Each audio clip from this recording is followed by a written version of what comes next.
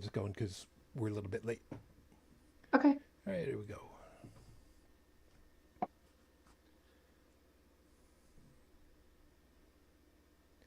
And we're live.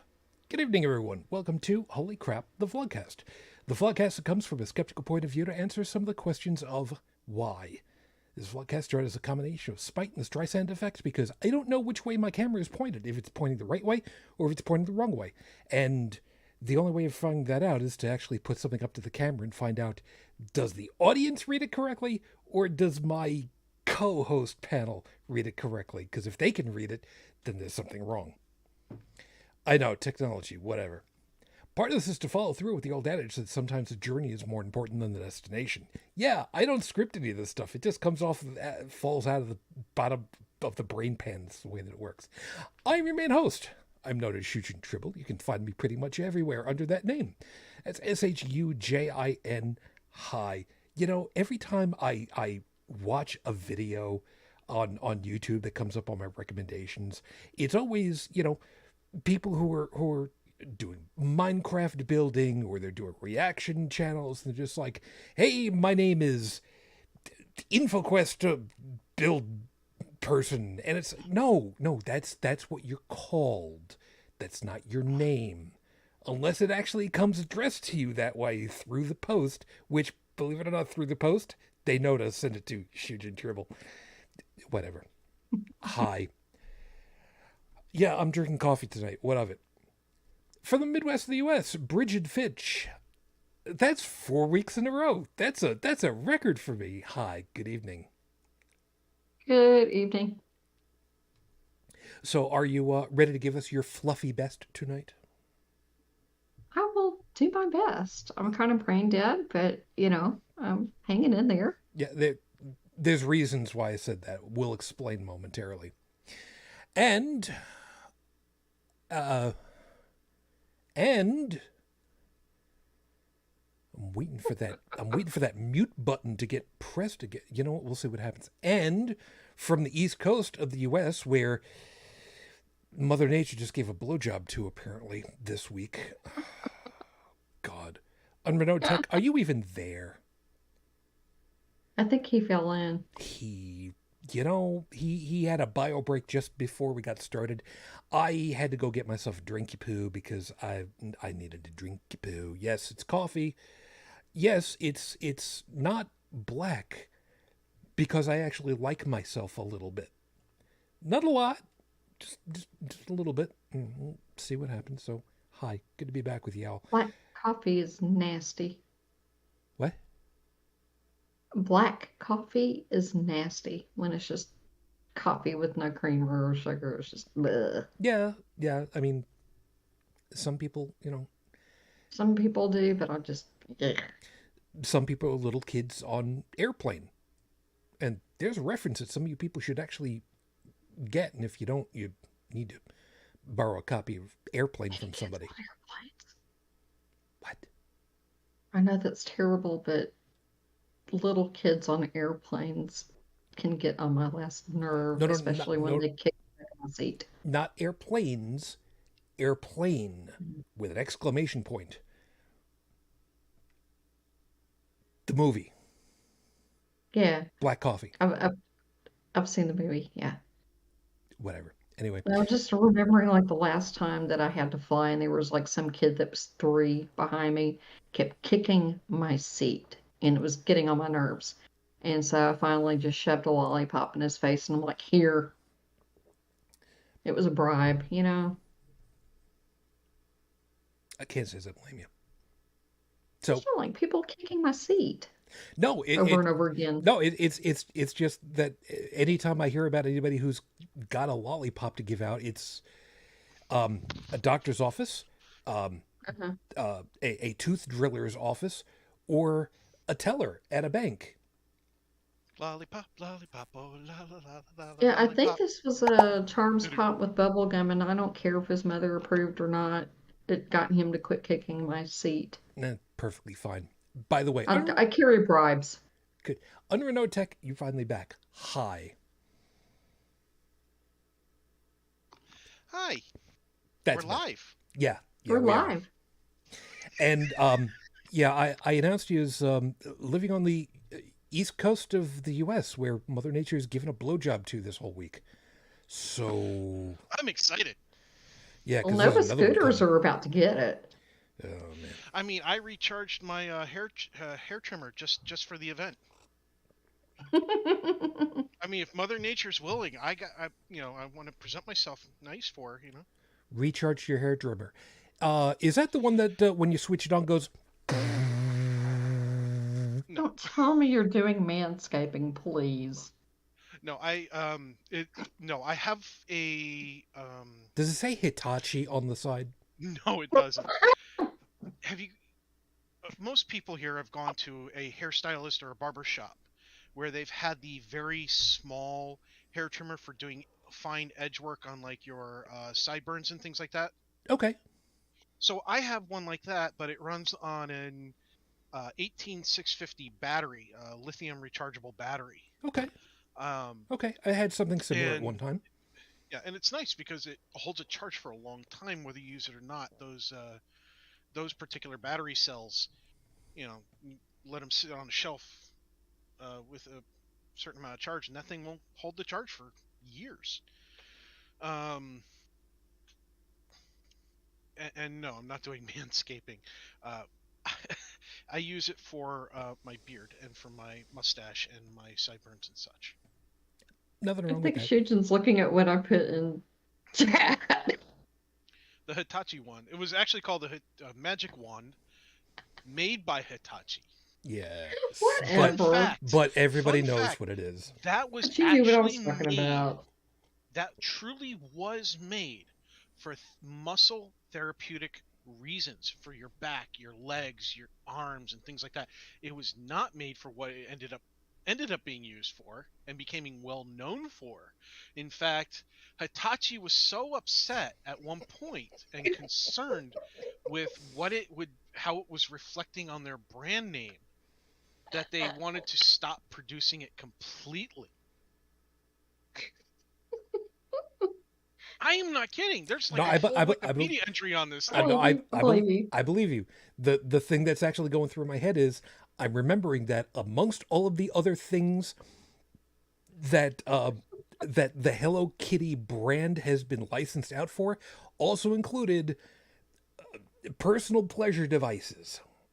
Uh-huh. I'll leave it at that because as far as Hello Kitty is concerned, they will market to any and everybody that's willing to give them a cut. And now that we've totally slid off the rails. Hey, I'm just saying. I mean, seriously, we got to put this in the show notes because if nobody has ever read the Wikipedia entry on the Magic Wand, I mean, one episode of Sex in the City in 2002 featured it. It sold out of stores everywhere. And rightly so. Yeah. So I mean, And it comes instead of blue, it comes in red too. I'm just saying. they make multiple. There's actually multiple versions now, with different strengths, powers, vibration modes, even cordless models. And they made a mini version that can go in your purse. Are we allowed to talk about the Bluetooth editions, pocket size, so to speak? Oh, I would. Oh, that no. That's Okay. people spying on you. Just no. No, there's no. We're not doing Bluetooth. No. I'm not going to say this one. What are you talking about? The fact that I actually have a tool on my phone called Ramble that allows me to sniff out people's open Bluetooth wireless devices, like the little things they wear on their wrists that keep all their biometric data and shit, Oh, or that's their scary. wallets. Oh yeah, I went to work with it. I turned it on. I let it sit there for 20 minutes, and then I turned to my operations lead and I said, "So, I noticed you're wearing a Fitbit. Does it happen to be modeled?" And I rattled off the model, and she goes, "Yeah, how'd you know?" I said, "My phone told me." She goes, "What?" That's creepy. This is what happens when you're surrounded with EM. Yeah, there's a difference between. There's a fine line between having it user friendly and having it secure. And it's very hard to make the two properly compatible. Mm-hmm. But we knew this. Yeah. The internet was never designed for true security. It was designed for redundancy. And for anybody that doesn't know anything about that, we will turn your timetables back to the Cold War and leave it there, and you can read up for later. So let's get on to the stuff that we're supposed to do, which is, of course, thank the folks that are actually joining us, because, you know, if you're up late at night, dark, stupid in the morning, you can join us while we record over here on YouTube. All you need to do is just, pop on in. Which would include, yes, which would include Stephanie. Hi, yeah. Before we got started, I jokingly had said, so is everybody acclimated to God Save the King yet? And It's taken a minute. Yeah, Stephanie had commented, "I'm not a monarchist, but I have a soft spot for King Charles because I know too much about him. I remember him being mocked for turning the home farm of the Duchy of Cornwall organic." I thought about that before we got started, and whether earned or not, the closest analog I could think of was when we had George Bush the Younger, who was constantly harassed for not exactly being the sharpest tool in the shed, shall we say. Was it true? At this point, I'm far enough removed where I don't care. We've had people in charge who have been smarter, who have been less with it. We've had some who have believed in the power of astrology. Yeah, I know, I'm saying it tongue-in-cheek. But, by and large, we haven't nuked the planet yet. Entirely. So, I'd say go human species, I suppose. I know, I said, we haven't nuked the planet exactly, even though we kind of have. That's on me and my country. I'm sorry. But hey, look at the bright side.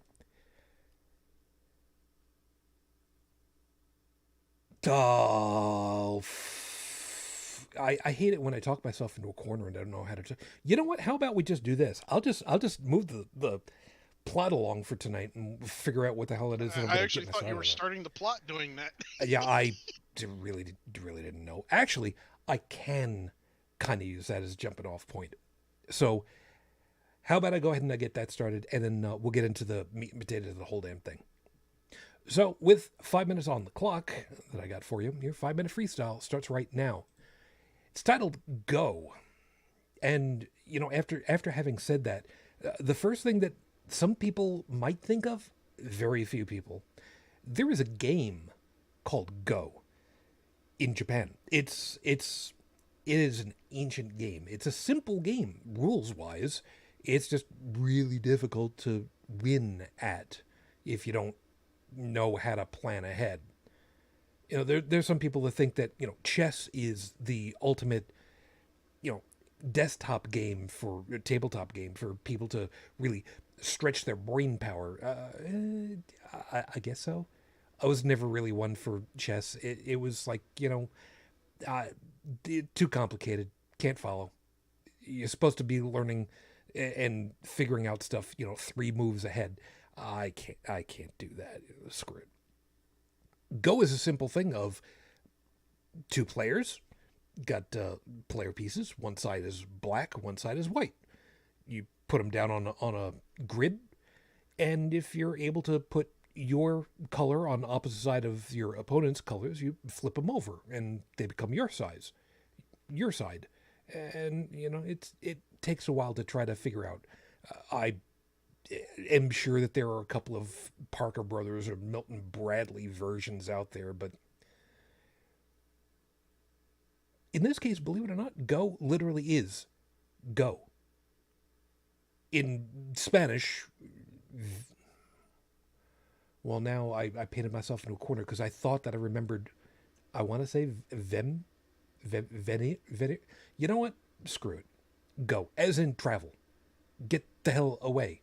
Just move from one location to another. Get the hell away. Get out. Get outside. Even if it's raining. You know, there's nothing wrong with using an umbrella. And in the UK, they'd call them rubbers, but whatever. And that's another reason to get out, to go, to experience, to learn. Because here in America, in North America entirely, you know, when we say don't go out without your rubbers, you know, you're going to get people laughing and tittering, or maybe, you know, turning red in the face because they're embarrassed. And the folks in the UK are just like, I mean, that's just sound advice. You go out, you find out what other people have to say about things, how they describe things. One of my favorite stories is how when my wife and I were in Australia and we saw, as we're being driven along, we saw a place with an overhang, with an awning, and the name of the company was Rent a Ute.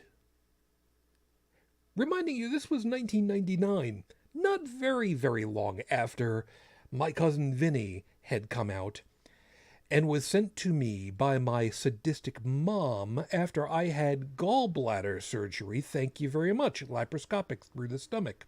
What are you not supposed to do after you have laparoscopic surgery through your belly? Take a guess. There you go. So we had to actually ask, after we stopped laughing, the two of us, oh, a ute out here is a utility vehicle. It's just the shorthand for it. It's slang.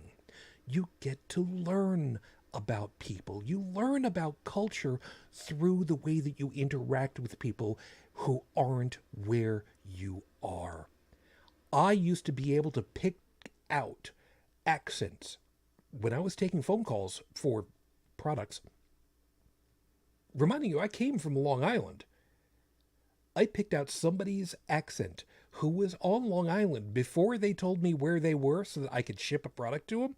And I asked, okay, are you actually in, and the town that I named was, don't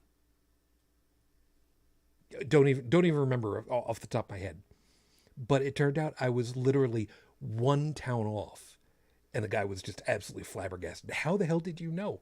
Well, I grew up a couple of towns over. I could hear the difference. There's a difference in how we speak, how we communicate, how we convey ideas from one to another. It can change as little as from town to town, from county to county. Travel 20 minutes in the UK and you'll experience this easily. Get the hell out. Get the opportunity of talking to people. A homogeneous language is simple to understand, sure. But man, you lose so much without all the extras.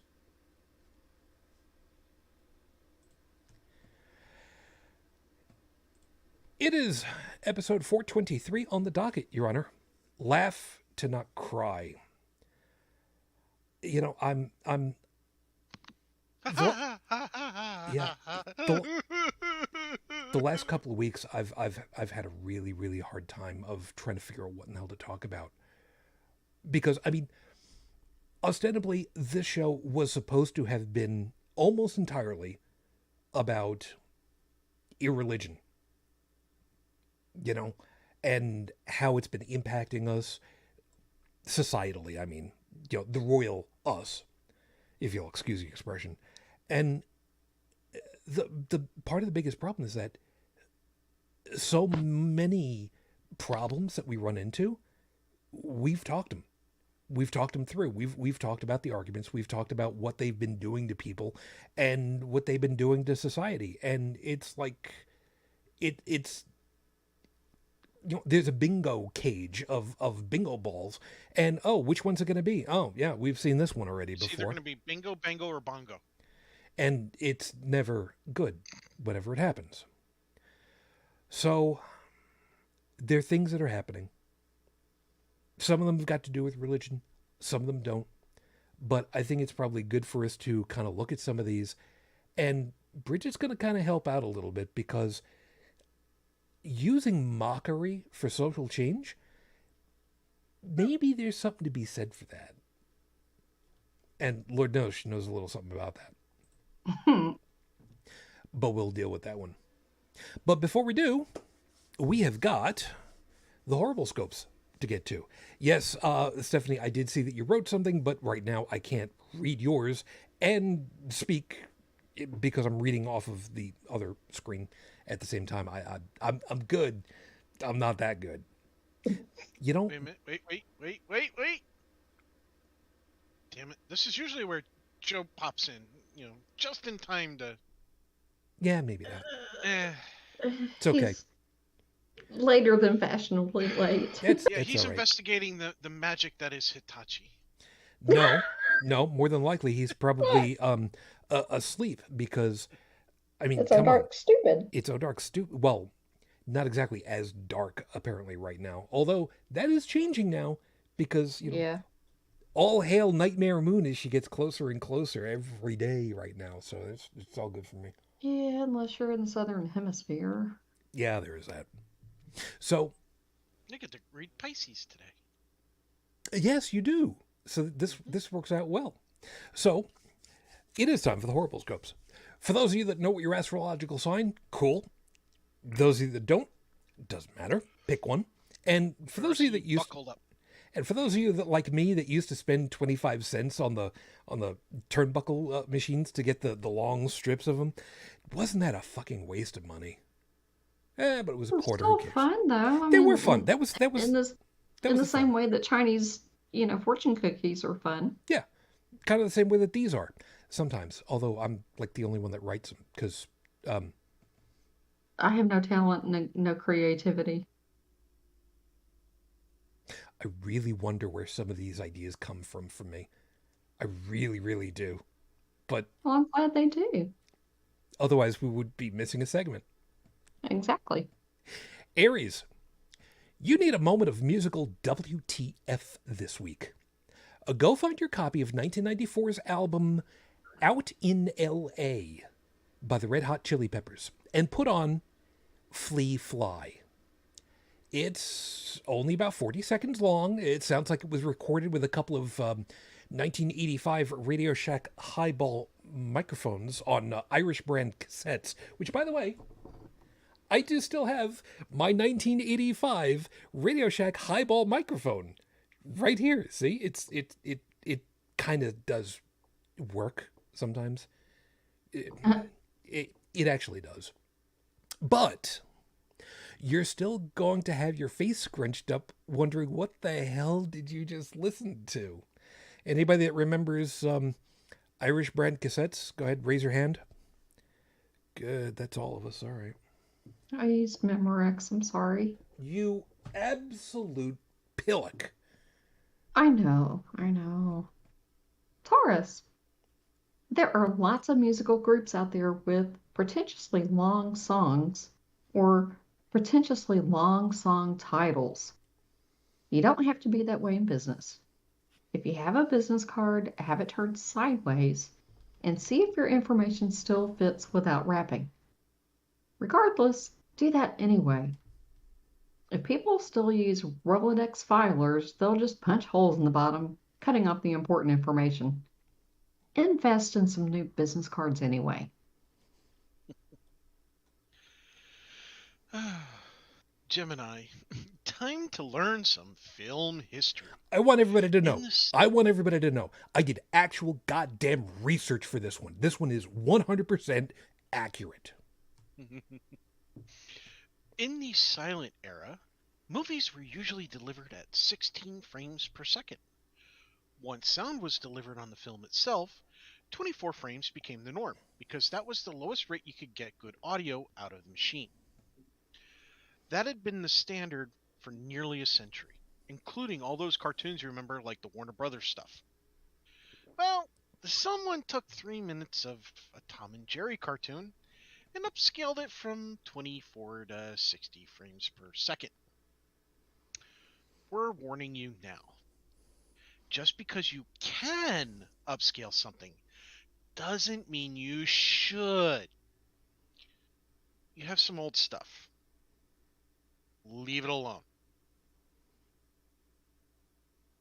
I want people to understand. I'm still trying to figure out what the opposite of the uncanny valley is, where something is too hyper realistic that it's uncomfortable.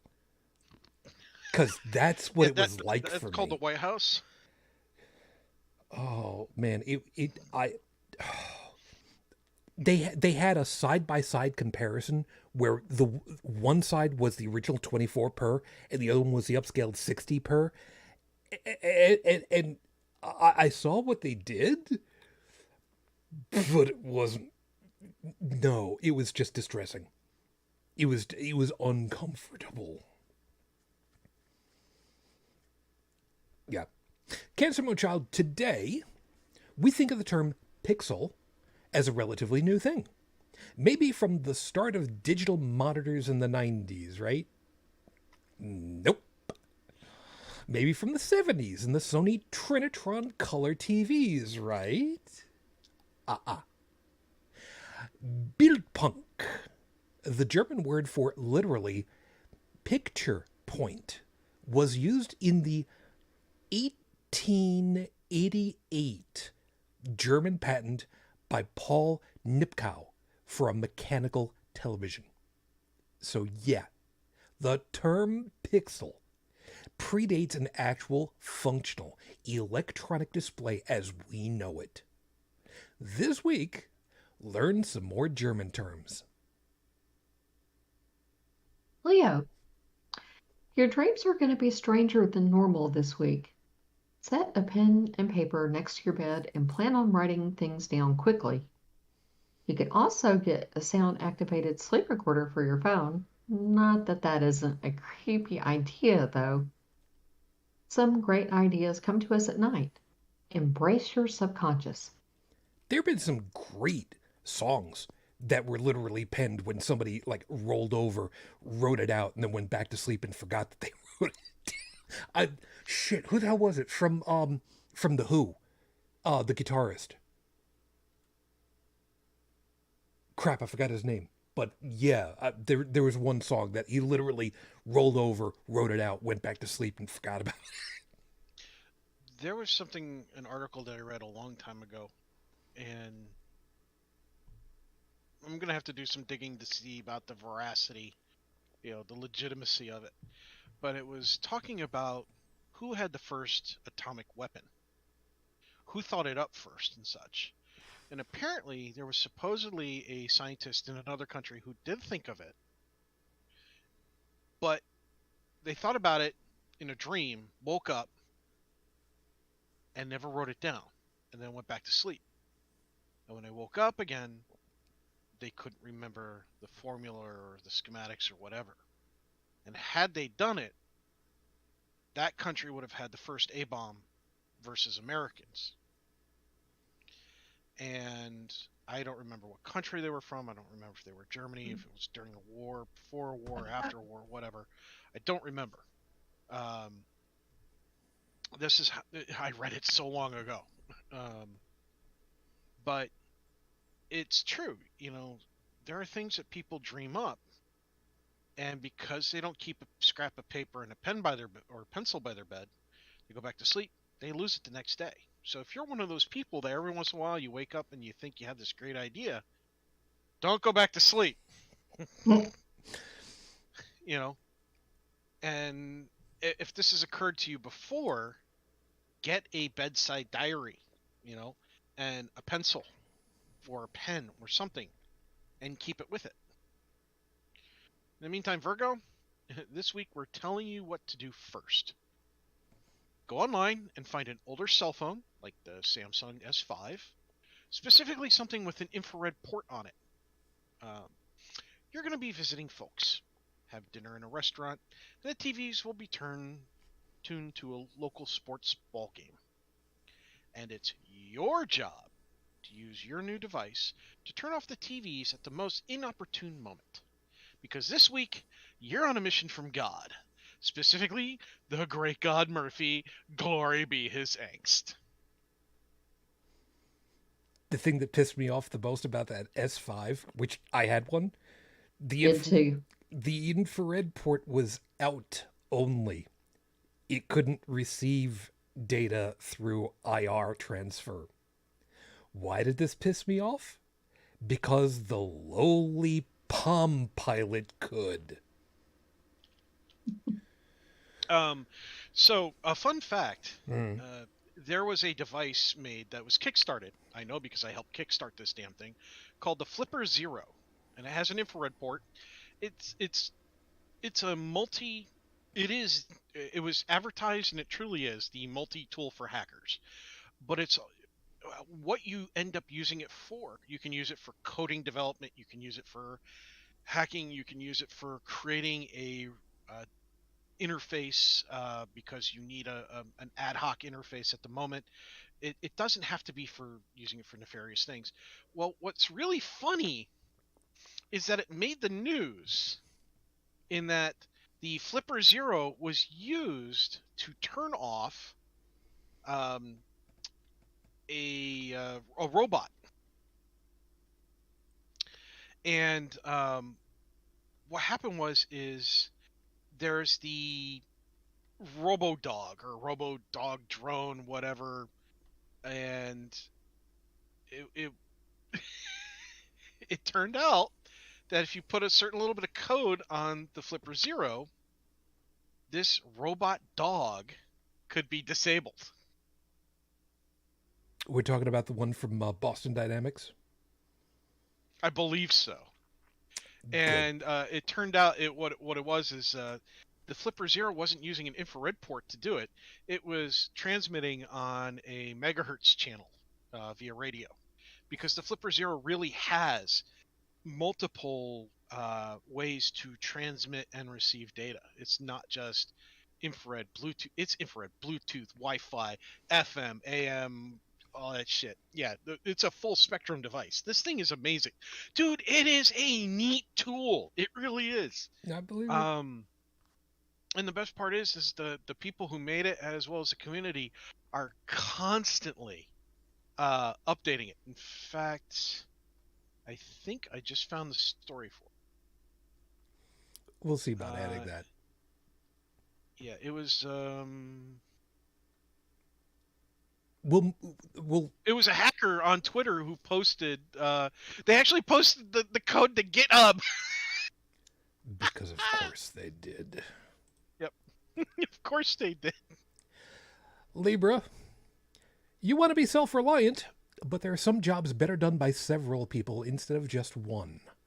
This week, identify the job, enlist assistance, and get a large Sicilian meatball pizza delivered to thank people with. Why Sicilian specifically? So that there won't be any pizza bones left at the end. That's the first time this week I'd ever heard the term pizza bones, and I'm still uncomfortable with it. I've never heard of that. You'll have to explain it to me later. Scorpio, you remember the song Baker Street from 1978 by Jerry Rafferty? It's a good song. It's a great song. I love it. Something you might not have known. He wasn't legally allowed to release any music for 3 years before then. He was part of Steelers Wheel, the group that performed Stuck in the Middle with You. Also, I good remember song. that one too. Yep.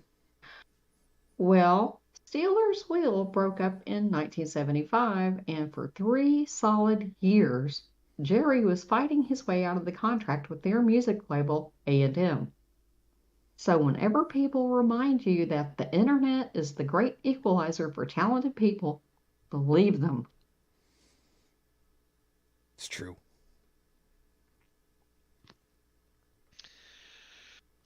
Sagittarius. You're right. Toys aren't built the way they used to be anymore. They don't have lead in the paint, fabric wrapped electrical plugs, ungrounded heating elements. And they sure as hell don't have skull impaling aerial daggers being sold anymore. On darts. The only toys you can still depend on are Tonka.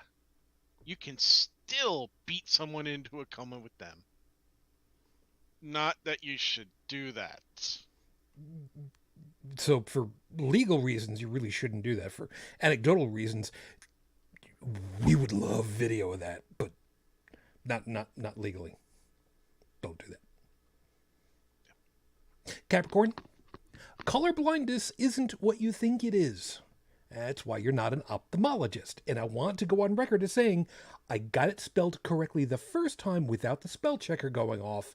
Go me.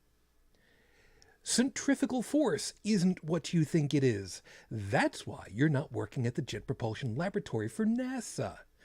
And lastly, you don't understand that on movie credits, the best boy might be the best girl, neither of which would be a minor. This week, actually read the credits at the end of a movie for once. Sidebar, Airplane 2, the sequel, had a credit for Best Boy, immediately followed with Worst Boy. Would anybody like to take a stab at who the worst boy was on Airplane 2, the sequel?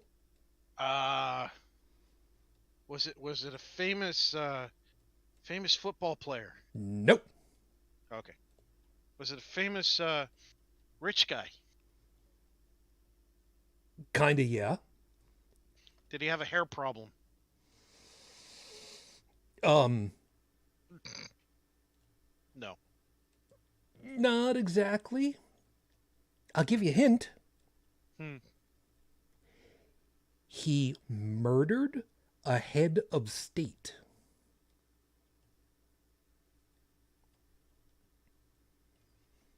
It was Adolf Hitler, okay? It was Adolf Hitler was worst boy. Okay. By the way, reading the end of the credits is really funny, and I got one over on my my son when we did the credits for Ant-Man, and halfway through the credits, they did, the add-on stuff, and after that was over, my son's like, "Okay, we can leave now." I was like, "No, we're not done yet. The credits aren't over." He's like, "But they already did the surprise at the end of the movie." I said, "Yeah, but there's still credits to go." And he's like, "Okay." So we sat down while everybody else was leaving. Everybody else is gone. It's just him and me. He's humming and hawing. The end of the credits go, and then there's still more stuff. And he's like, "How did you know?" And I said, "Because I work in IT, and I used to be in theater, and that is something that we would do because we can." Did you not learn anything from Ferris Bueller's Day Off? Yeah, what are you still doing here? Go home. Movie's over.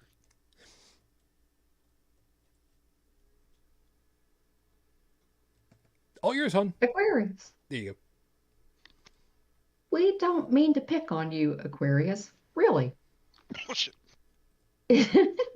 It's just that you're the youngest sibling in the astrological group. Yes, Pisces is next and actually last, but they're hooked up with the mafia. Do you really want us to piss them off over you? Well, no.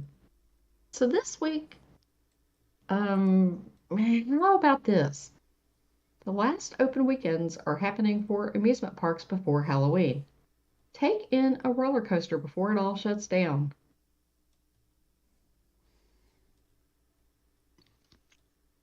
All right. Pisces. Again, did actual fucking research on this one, and this one's true.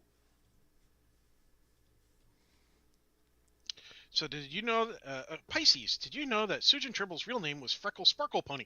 No. That was only on one other podcast. That was only on one other podcast. Sorry, I was getting ready for trivia night here. All right, the real one, Pisces. Time to kill you with My Little Pony trivia. In Today I Learned, Equestria was breaking the Geneva Conventions and was told to cut it out. Apparently the symbol we all associate with health and medical stuff, the Red Cross on a white background, is actually internationally reserved for the Red Cross. In Friendship is Magic, Nurse Redheart's cutie mark was a white hide with a red cross with 4 pink hearts in each corner. enough for the Red Cross to get in contact and get the trademark changed. So yeah, my little Geneva Convention. That is absolutely 100% verifiably true. Hey, it's not the first Wow. time that some company or organization got in touch with another organization over trademark issues. There was a band called Green Jello, Yep. and and the Jello Corporation took them to court. Said, "Nope, sorry, we don't like." First off, these are the ones who wrote, a whole lot of songs like "Shit Man" and so on. Yeah. The Three Little Um, Pigs. they did a very famous in its time in the 90s uh, claymation of the Three Little Pigs to heavy metal, which I proudly get to say that I did up in a karaoke night and rocked the fuck out of it. Although I couldn't speak well the next day because my throat was so sore. And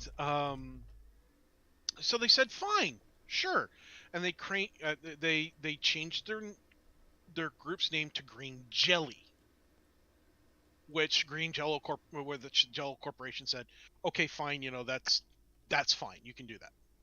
And so what song did they? So what did they do after that? They pre they made a little song that says Jello sucks. Oh my. Yeah, but what are you going to do? Yeah, so it was it was one of those things, and yeah, I remember reading it and going, "What the Hmm. fuck's wrong with the Jello Corporation? I'm not buying any more Jello if they're going after bands I like." I never once thought of the Green Jello band being anything related to do with Jello brand Yeah. gelatin. Yeah. In fact, when Green Jello came out, I liked them so much that I made sure to go out and buy more Jello. Not because I thought they were related, but because I thought it was funny as hell. There's that. And so that everybody understands, they weren't singling out DHX and Hasbro. The Red Cross every once in a while does kind of a sweep and looks around and see if anybody is doing the same damn thing. And there have been a number of video games where they've actually had to do exactly the same thing. They had a white background with a red cross on it, and they got told, don't do that. Flip it, invert it, use a green plus sign instead. Which is why if you go into some of these, Doom-esque shooter mups, you'll see that the health packs and whatnot are not going to be mistaken in any way, shape, or form for the Red Cross symbol. So there you go. Those are your horrible scopes for this week. If you like what you got, uh, okay, professional help might be necessary. I don't know. But if you'd like to suggest ideas, ask for a nicer one or naughtier one for you yourself or somebody else's sign, all you need to do to bribe me is just get in touch with me. A voicemail message. Fine, something. End of the week, I'll have these all posted on Tumblr, Twitter, Facebook, Discord, because that's what I do. Actually, come to think of it, did I post this week's on our Discord? I don't remember if I did. I'll have to fix that. Oh well, I'll figure it out later. I'll have to figure that out later. So let's get to the real thing. Laugh to not cry. Like I said, Bridget's antics on Twitter, I'm not going to say that they are legendary, but I will go ahead and I will say she's been a right royal pain in the ass to a lot of people. So Yeah. good on you there. You want to explain to people what you've done to piss off people? Because I think you'd be better suited to explaining it because I don't know how to explain it. Are you referring to my activities as a fella? Didn't I say something about aren't you going to give us your fluffy best?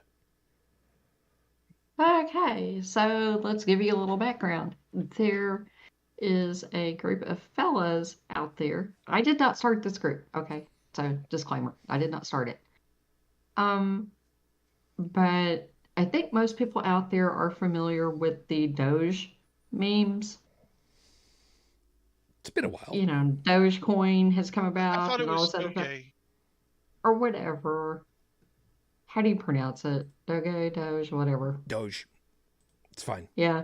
Anyway, yeah, there's been memes on the internet for, I don't know, 10 years. Maybe not quite that long, but, those memes and, like such excitement, much wow, whatever. Um, anyway, there is a group that popped up after the Ukrainian and Russian war started that have called themselves NAFO. And what that is, it's a play on NATO.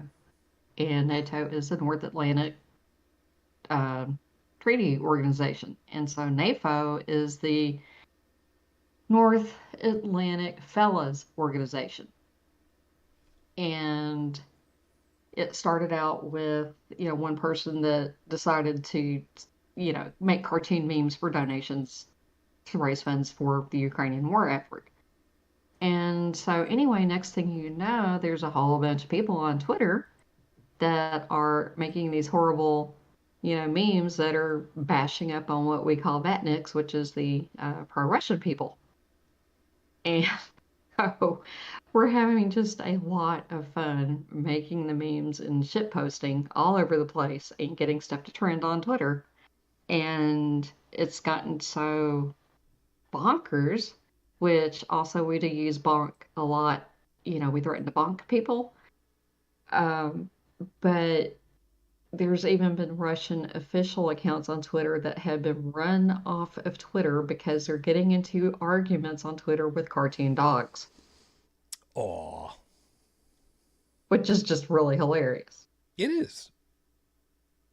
And there's a store called St. Javelin's that was founded by a guy with dual Ukrainian and Canadian citizenship, and they have been selling merchandise that's made in Ukraine, and they started selling some of the NAFO gear as well. And so they take the proceeds from the NAFO gear and donate it to Ukraine. And they also take like a percentage of their profits on their other St. Javelin wear and donate it to Ukraine, which I think is really cool. It is. But some of the hashtags that you'll see floating around NATO are like the NAFO and the NAFO fellows, and NAFO expansion is non-negotiable. And we have something that's called NAFO Article 5, where if there's some, prolific Russian shit poster that's trying to, say that Russians are good guys and Ukrainians are a bunch of Nazis, then they'll call for NAFO Article 5, and then you'll have like 1,500 people just go shit post all these memes all over Twitter with these cartoon dog memes, and they're hilarious. And so we've even gotten weird stuff trending. We had Lavrov defecting, and who Lavrov is, he's the Minister of Foreign Affairs that was at the UN recently. And because he only popped in and did his little speech and then immediately bailed out, we started trending Lavrov defecting. And that ended up trending for 2 days. And we just kept posting these things and saying, is Lavrov defecting? I think Lavrov defecting. What do you think? He's defecting. And the thing about it is, this has gotten so much attention now. The Washington Post, Newsweek, The Economist have run articles on NAFO and the fellas. Adam Kinzinger, one of our representatives, he's a fella. There is another guy, I can't remember his name, but he's an official in the Ukrainian government. He's a fella. And then they also presented President Zelensky with his own fella t-shirt. So he's a fella. And what is really funny is the Russian news organizations have also gotten a hold of this, and they swear up and down that we are from the CIA and we're an official psyops from the CIA, which I think is hilarious. And so we have disclaimers in our bios that say, we're not from the CIA or we're from redacted, but we have all changed our locations to Langley, Virginia. And so they really think that we're from CIA. Yeah, just to cover bases. If you'll excuse the expression, tech. Langley. What's notable about Langley, Virginia? Well, I mean, you're closer to it than I am, for absolute, sir. are you referring to the Air Force Base? Well, I don't know. Are you referring to No. the Air Force Base there, Rich? We're referring to like CIA. Yeah, that's also there too. Yep. hmm And so we'll say that we're the definitely headquarters not home is there. I'm sorry. Who's home? The headquarters of the CIA is there. Yes, exactly it's not just a CIA location. It's the yeah. headquarters, which is why we all changed our locations to Langley, Virginia. And so the Russians think that we really are a sophisticated psyops from the CIA, and then we'll put that we're not from redacted, or we'll put CIA does not exist, or something like that. Mhm. But TASS has gotten a hold of this and some of the other Russian outlets, and I've seen the stories, which is hilarious. And they said at first I thought that we were a whole bunch of bots from a bot farm, and then proved that we were not bots. And so they're like, this is too coordinated, and they're, too full of disinfo and all this other stuff. But that's all we do is fight Russian disinformation. But we raise a lot of money for funds for Ukraine. And that's the primary goal, is to raise money. But we also shitpost. And that has been so much fun. I've seen some of it. It's been Is that not hilarious? it's been an absolute delight to see how much freak out has happened for so many of these things where it's just, we're just having fun at your expense, man. You shouldn't take everything on the internet so Seriously. seriously, because on the internet nobody knows that you're a dog. But it's just funny to see hundreds of cartoon dog memes. You remember that one? You remember that one? Tech, you're old enough. You remember that one. Yeah. On the internet, nobody knows that you're a dog. But let me see if I can pull up some of these memes real quick, just so I can just read some examples of them. But some of them are Before just you do that, speaking funny. about the whole not reading everything on the internet's true kind of thing. Number one, going back to the party CIA, if you want, you got to look up Weird Al Yankovic Party in the CIA on YouTube. That thing's just great. But one of my favorite troll pictures on the internet that says "Don't believe everything you read on the internet." One of the first ones had it with Abraham Lincoln. I remember that one. It wasn't invented back then.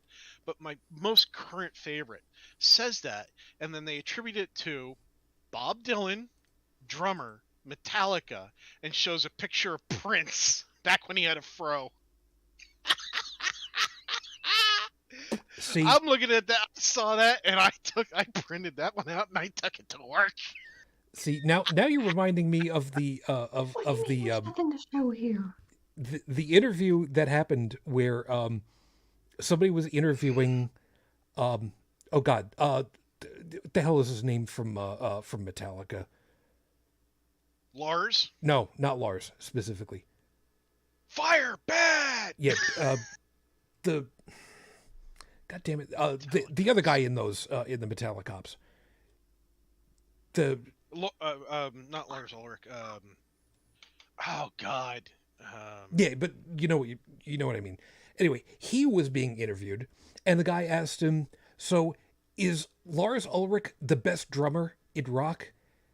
And the guy just really quickly just whips right off of him. He's not even the best drummer in Metallica. Oh, James Hetfield, There you go. the big guy, the one who they were ripping on him and going, "Beer good, fire bad." I don't remember. That was James Hetfield. I don't remember whose name was. Yeah, James anyway. Hetfield actually. So interesting fact about Metallica. For one of their songs, they put up a cross on stage, and they had put a platform built into the cross where normally. So for people who may not be aware, when they wanted to literally torture somebody to death with a cross, they would nail the feet or legs to the cross. They might rope them to the cross, but because they didn't want to, actually hurt themselves, they had built a little platform for James to stand on, and then he had rested his arm up on like little things so that he would literally look like he had been crucified. Now, this is not the first controversial thing that Metallica did for music and fans, and they're not the only band to have done something stupid for it, but I didn't care at the time. But what happened is he passed out during a practice. He literally passed out from it. And so the medics had to get involved, and he went to a hospital, I think, and all that shit. And when he finally, when it was all said and done, he goes, dude, that's torture. And he wasn't even nailed to it. He wasn't tied up there. He could have gotten down at any time. He stayed up there through endurance, and it almost killed him. People don't realize. Yeah, people don't realize that. So whenever I see somebody who declares themselves to be a Christian wearing a cross around their neck, I was like, if he really existed, he came back down and he saw the symbol of his torture and demise around your neck, do you think he'd feel good about that and warm and fuzzy?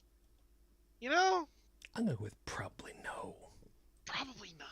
I'm going to put some of the best ones in here, and then I can just read off the little captions. Go for it, Doge.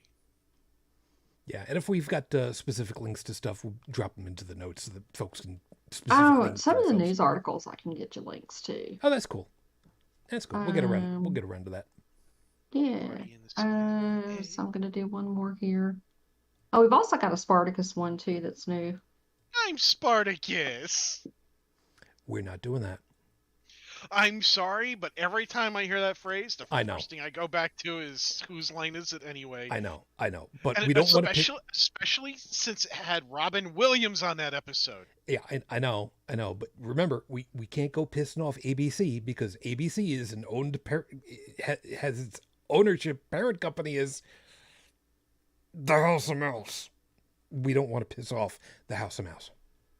Well, one of these memes that we have, it looks like this was actually taken from South Park. That looks like that's Mr. Garrison with the green and the blue. But anyway, it has little Shiba-inu dog heads on it. And it says, show me on this doll where NAFO hurt you. Because people get so mad all the time at NAFO for stirring up nonsense. And there's another one with a little cartoon dog that says, let's all fight. Buy war bonks. And then another one that has the, one does not simply meme. One does not simply walk into Ukraine. And it's got the dog. That's true. And that is really true. And I love the one that's from Psalms 23. Yea, though I walk through the excuse me, let me try that again. Yea, though I walk through the valley of the shadow of Twitter, I shall fear no tanko, for NAFO is with me. Their memes and their shitposts, they comfort me. And then there's another one with a bunch of different, cartoon fellows that are with President Zelensky. But some of these are just hilarious. I really wonder if any of these are making their way into the Russian troops. I mean, by the law of averages, there have to be a couple that have made it through. By the law of averages. There might be, because I know for a fact that some of these memes and the pictures and things have been painted on Ukrainian equipment. Ooh. On some of their Jeeps and things. And there's also a project that that NAFO started, or the guy who started NAFO, got people together called Sign My Rocket. And on some of the ammunition, they'll write out a little thing and then put a picture of a fella on there. So this has made its way over to Ukraine. And this kind of thing is fairly reminiscent of what happened during World War II. I mean, war propaganda, yeah. Yeah. And that's the only time that we pop it out is if somebody's pushing Russian propaganda, then we pile on. Yeah. And there was a paper or something that came out on it recently. They were doing some kind of analysis, like whenever they would see Russian disinfo trending on Twitter, and then they would see the NAFO people counteracting it on Twitter, and then they would see the Russian disinfo drop off steeply. It was really cool.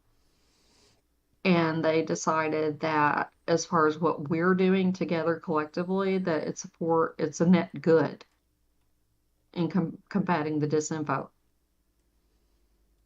Yeah, And at least drowning it out. Yeah, as far as to how can shitposting be a net good for society, might I remind you that once upon a time ago, within the last 2 or 3 years or so, there were a number of places here in my country where people had gotten spray cans of paint, rattle cans, and spray painted black swastikas.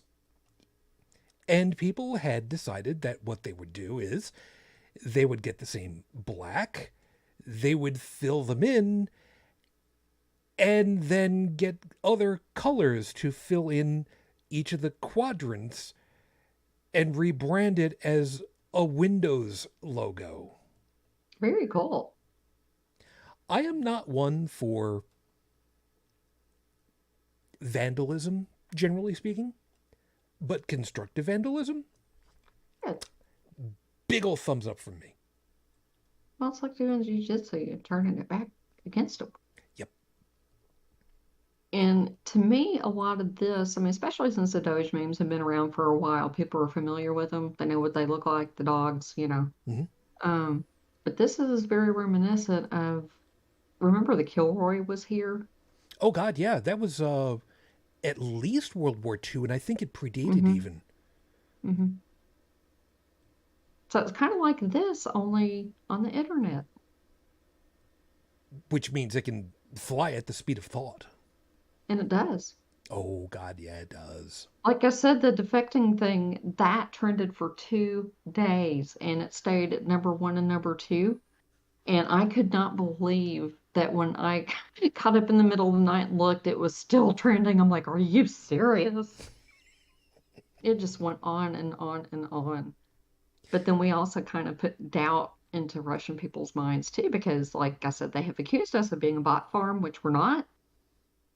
And then we were just copying and pasting each other's statuses over and over again. And that was funny.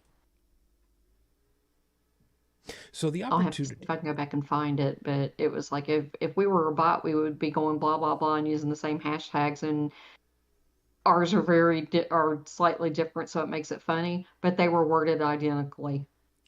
Yeah. So what I was going to say is that, I mean, the idea of using all this stuff is wonderful. It's lovely to me, and the piece about it that I love the most is the meta part of it. And before anybody goes ahead and gets on my shit about it, what I mean by that is, typically when there are bot attacks where stuff is just flying around, you will take a look at their bio. You will see that their account name, their @ whatever the hell it is some kind of weird string of letters and numbers that usually don't make a hell of a lot of sense. But then you take a look and see how long has the account been active since. Oh, for the last 2 weeks. I'm going to guess it's probably a bot because, wow, 1,400 posts in 2 weeks, huh? Yeah, I'm going to go out on a limb here and say that's automated. But then you got people like Bridget's account. It's been out there since like 2009. Something like that. It's been around for a very long time. The one thing that I wish would actually be an easier thing to do. I have seen a thing that has made its way onto I think it was on Facebook that I saw it, where somebody had their phone taken by their parent, and they were not allowed to post on Twitter, Instagram, whatever the hell it was, because it was taken away. So they made a post via their Nintendo DS. But it, according to the pictures, the screen grabs of this, the post came out and it said on the bottom that it came from a Nintendo DS. Well, the DS was taken, so they did it on their Wii, and the thing said that it was sent via a Wii at the bottom. You know how at the bottom it'll say, you know, sent via iPhone or whatever the hell it is, and then it was sent via some other thing, and it just got progressively more weird. No, what was it? It was sent it via the Android app on their LG refrigerator door, and that one went through, and it became a hashtag free whatever the person's name was, which was then redone by LG and by oh god, I forget what the other company was that they had posted through. So, you know, I would love it if you guys were able to do like some kind of weird thing where it came up and it said that it was posted through a Nokia. Shit, what was the model that was like indestructible? You know what I Trying to think. mean? You know which model Nokia phone I'm talking about, though. Uh-huh. Oh yeah. It was like a 3000 series or something like that. I don't remember exactly which one. I'll probably figure it out before we get done. I think it was 3310, I believe. You know what? We'll figure it out momentarily. Stephanie. No. Wait, I'm sorry. The 3310 is the remake of the strongest Nokia phone. No, they. Okay, Oh so my no, god. There was a 3310, and then they also, which was the most notoriously strongest phone from Nokia, and then they remade it. Oh my god! I just pulled up the picture of the remade version. Oh Yeah, my! they streamlined it. My sweet darling child. What did they do to you? There's actually a picture that shows the difference between the two. It's not that big a difference. It's horrific. Dude, if I could show the picture that I'm looking at right now, oh my god, this is just this. I mean, this picture right here, new versus old. Yeah. Look at that thing. It's horrible. Here's the link from Forbes. That's no, man. Just don't do that. Stephanie had said, by the way, I think it was Ukraine Matters who commented that the CIA had failed to counter Russian propaganda for decades, and this stuff smacks it down so fast. Maybe the CIA should give them a sub. Maybe. Give you guys an opportunity of patrolling around Snake Island, right? Well, we've already got a joke going around now that we're going to take Kaliningrad and rename it Bellaland or Bellalinegrad and set up a beach and a hot dog stand and a place for the little belly scritches for the Doges, you know, for the fellas. And even drew little arrows on there and all that stuff. Without a map. And then it was like, oh, that was supposed to be top secret. You weren't supposed to repost that. I was like, oops, sorry. Oh, well. It's out there now. Nothing to be done. We do have our own Discord channel and all that stuff. But yeah, there's about 1,500 of us, and we keep adding more people. Nothing And wrong with the only that. requirement to join is, you know, you end up making a donation to the Georgian Legion, so that way they can get, you know, supplies to Ukraine and things like that, or buy something from St. Javelin's. But so far they've raised, between all the different sources, about $500,000 and put those towards, you know, some equipment and UAVs and all sorts of stuff. Kind of cool. And tractor chains, perhaps? I'm not sure, but I just know that all the sources pulled, it's been about close to $500,000. So it's for a good, you know, good cause. Tractor chains, you know, so you can pull those tanks, as you know, after they've left. Well, we've already got memes for that too. Why am I not Well, we've got memes that said I surprised? stole your meme, and it's got, a tractor pulling a tank. That's for NAFO. As a complete aside to everything, by the way, all right, leaving all this aside for a second, holy shit, has the Ukrainian populace come through and the Oh, Russian yeah. military forces just, I mean, really? Yeah. Oh, look at this. We'll be home after the weekend after this 6 months later. And now word is that they're trying to get the areas that the Russians have held onto so far, trying to get the populace to come out for sham elections to say, hmm yes, we would like to join the Russian Russian Federation. Federation. Well, they're doing it at gunpoint. I mean, literally bringing machine guns with the ballot, and you will mark yes or else. I would not be at all surprised. I'm telling you now, I would not be at all surprised if there are people in these families that will go ahead, take the ballot, spit on it, and stomp on it and not care. Yes, It yes, they wouldn't, will very likely end up with a bullet in the brain. and they But, know. and they know, but at the same time, they know full well, what's the alternative? Yeah. And I hate to say that I waited until this long to watch it, but last night I watched a documentary on Netflix that was called Winter on Fire. Okay. And it was about the Euromaidan and the Revolution of Dignity that took place in 2013, 2014 in Ukraine.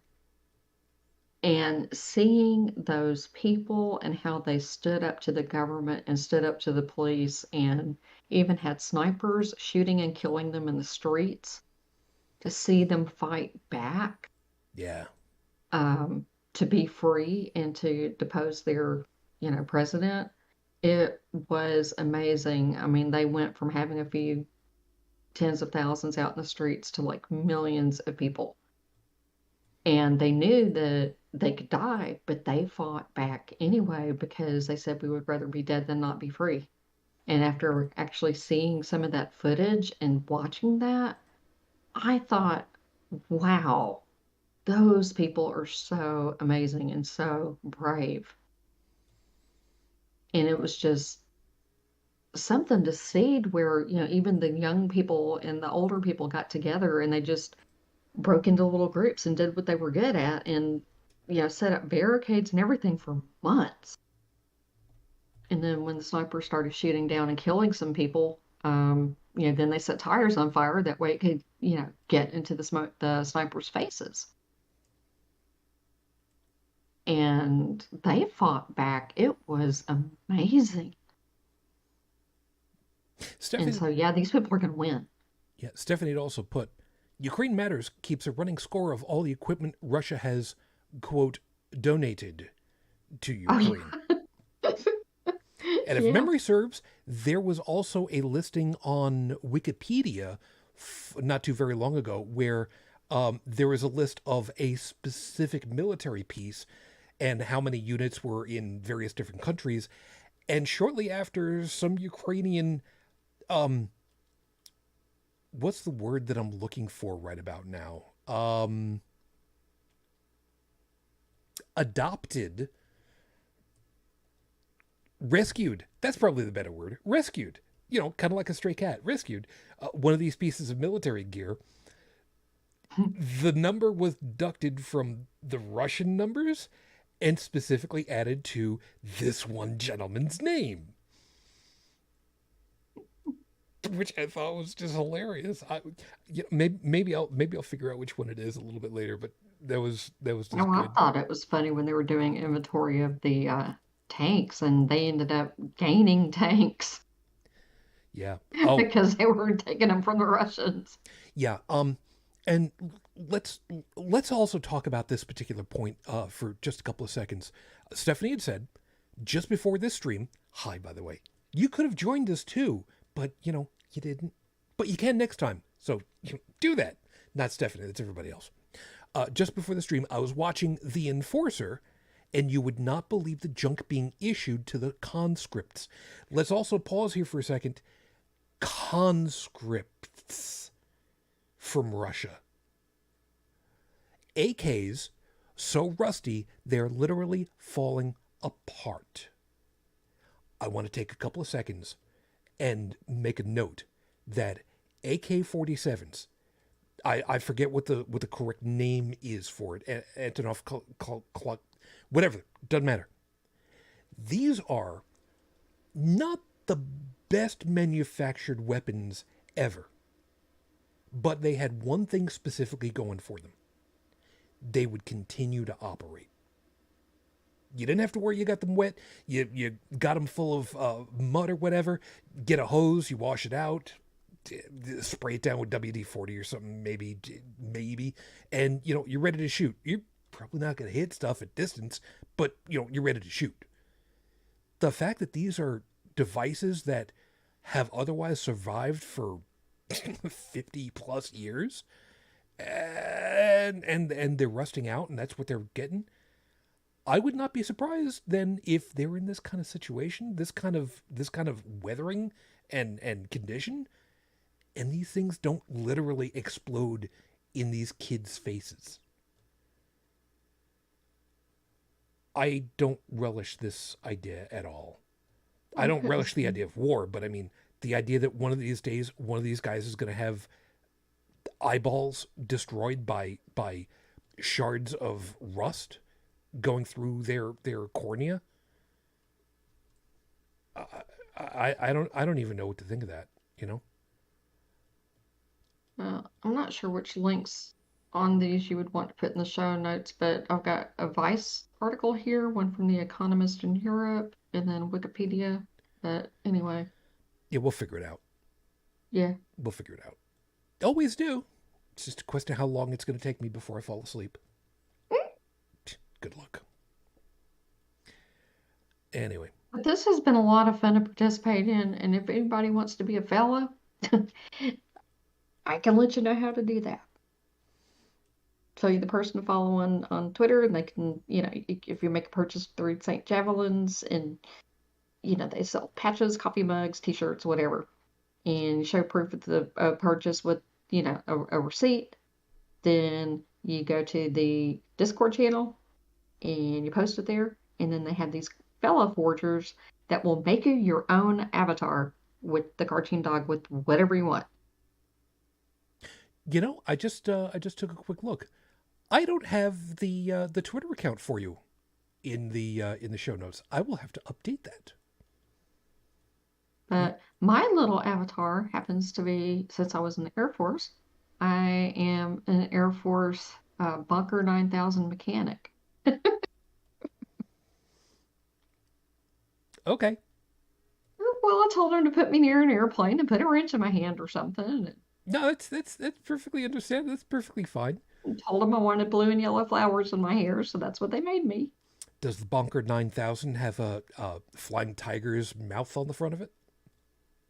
No, but it does drop lots and lots of baseball bats. Bonk, bonk, bonk, bonk, bonk. That sounds about right. But yeah, with the we've got like 19 or 20 people that's all they do is Photoshop these things, and they're all custom, and so you won't see any two avatars on Twitter that are alike.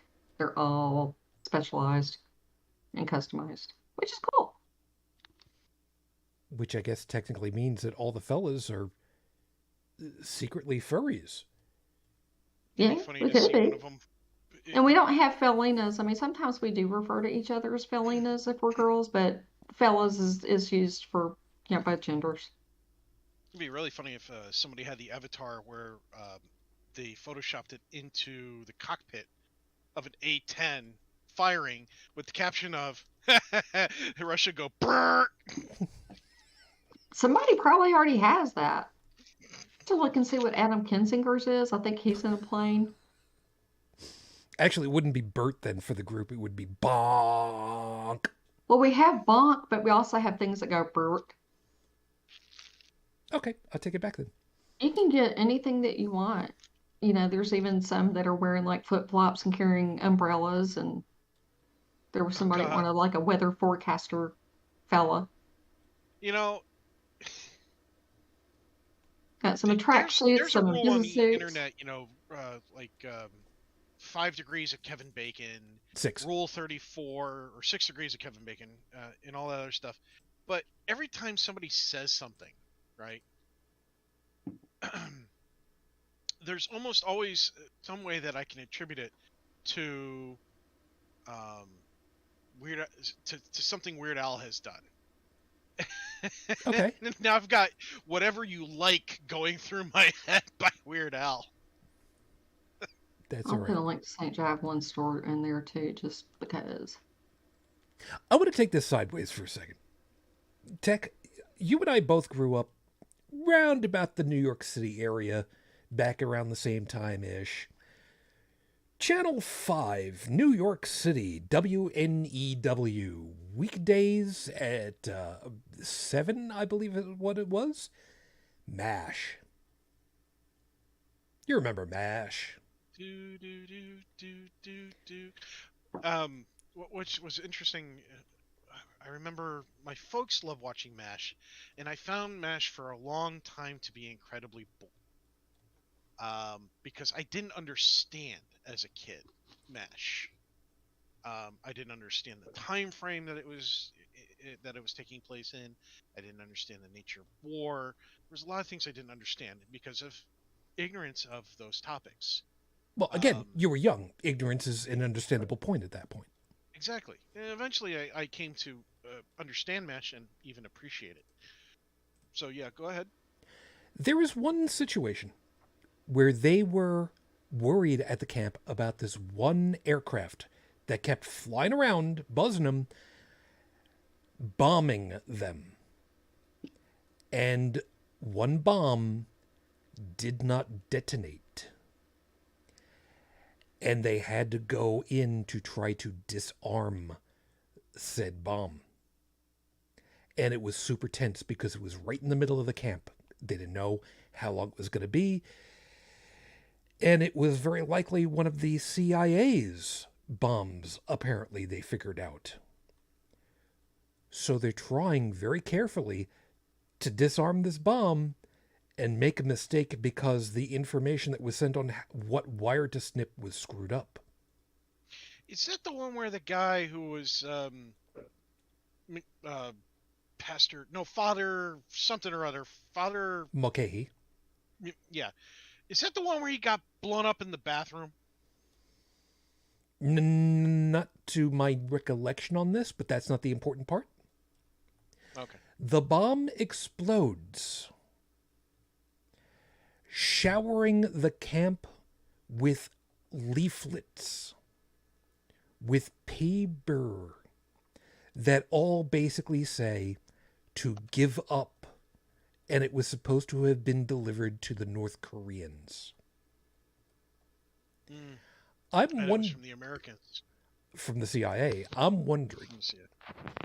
There are bombs that are used on airstrips where the bomb comes out of the bottom of the aircraft, it pitches down, spins, literally spins around, and at a prescribed altitude launches a whole bunch of little tiny, basically landmines, for lack of a better way of putting it, that spread out in a very large area in order to make the airstrip unusable, because you can't just pick these things up. Well, I mean, you could probably, once, maybe twice if you're lucky, but, you can't without equipment.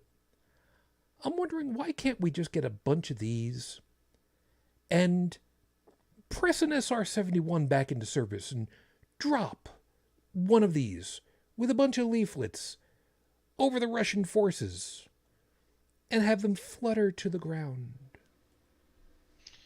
They're already doing that. Treaties. That's why. Rules of war, all sorts of stuff. All it would take is for one of them to not detonate properly, and go through an innocent civilian's house and onto somebody's head, some kid or grandma or whoever, and you're done. That's it. Doesn't matter what you were trying to do. You know, you have started war. We're not at war with Russia. Ukraine is at war because Russia decided they were going to start one. And since Ukraine is not part of NATO, we're not jumping to their rescue. We're walking a very fine line as it is. So if we do something like that, we break over that line. And that's the thing that this administration's not willing to do, is they're willing to walk that fine line, but they're not willing to walk over it. Yeah. And I don't blame them. No, I don't either. What person in their right mind wants to take that step?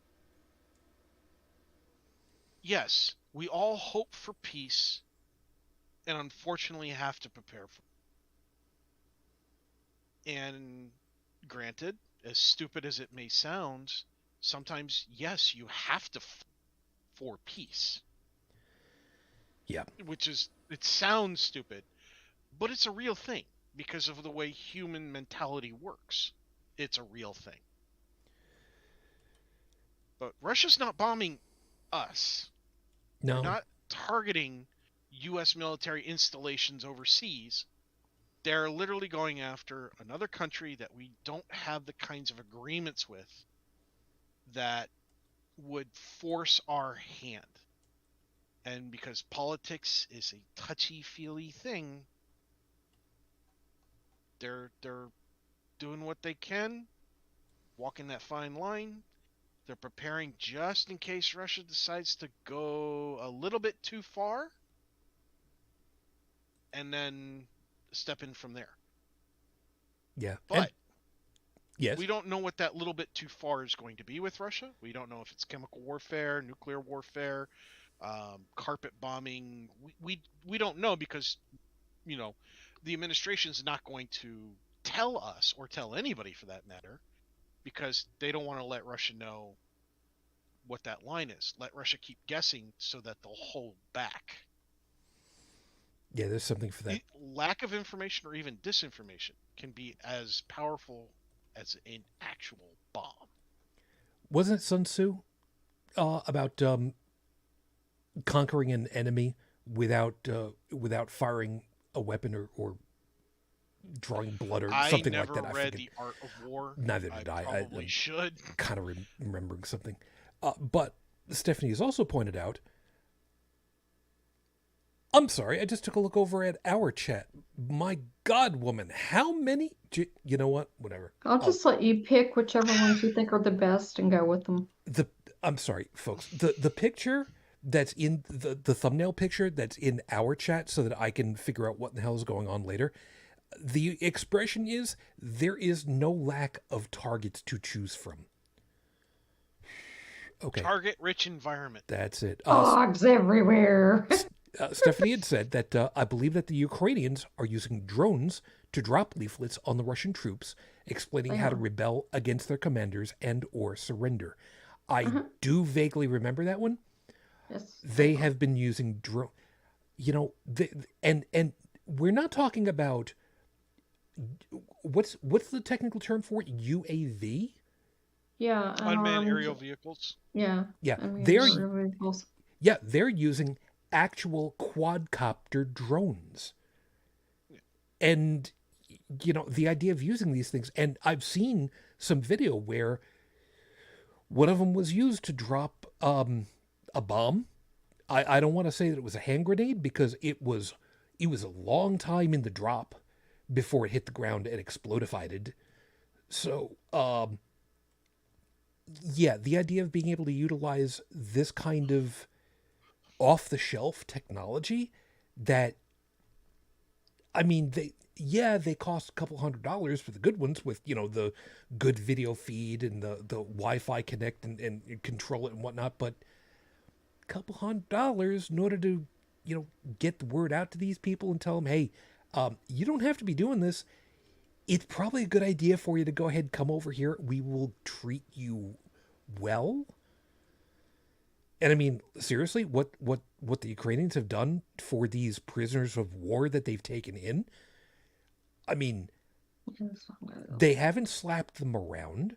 They haven't broken their bones. They brought them in, and the mamas in the area have come, the dupas have come over in the area, grabbed them, figuratively speaking, grabbed them by the ear, sat them down, dialed their mothers on their phones, and had them call or even video conference in with them so that they could just realize what it is that they did. From the standpoint of prisoners of war, holy shit, sign me up for that one any day of the week compared to some of the atrocities that we've heard over the years, even for our own countrymen here in World War II. Thank you very much. I'm sorry, I'm still not over what ended up happening to the Japanese American population during World War II here.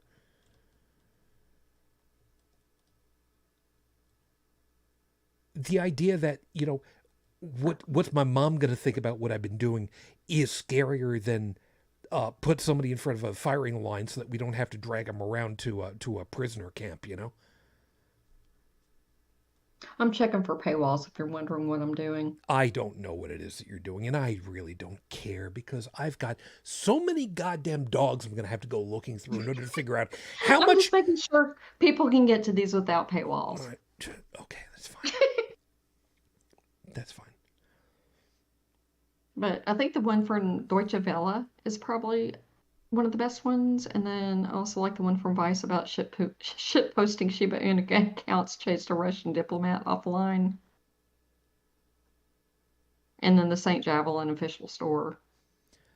So if anybody wants to become a fella, you know, you can buy something through St. Javelin and then get a hold of Camilla and have yourself a avatar made on Twitter. And join the Discord and get into the fella chat. It is a really amazing thing to think about where we are right now, technologically speaking. This kind of stuff didn't exist. Let's take it back to Vietnam for a second, because that's before the internet in any shape, because the internet as we know it didn't take hold until the 90s. The DARPANET didn't come online until, God, what the hell was it? Was it the early 80s? Shit, I don't even remember when the first connection started happening for DARPANET anymore. Anyway, but the idea of this level of information / disinformation, it wasn't a thing. There was no civilian level information disinformation kind of thing. The closest thing for that would have been shortwave. Mm-hmm.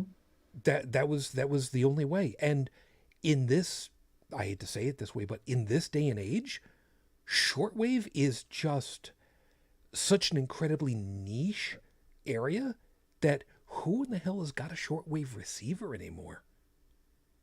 You know? I don't think very many people. Not very many. I mean, Voice of America, I know full well, is virtually non-existent. Yeah.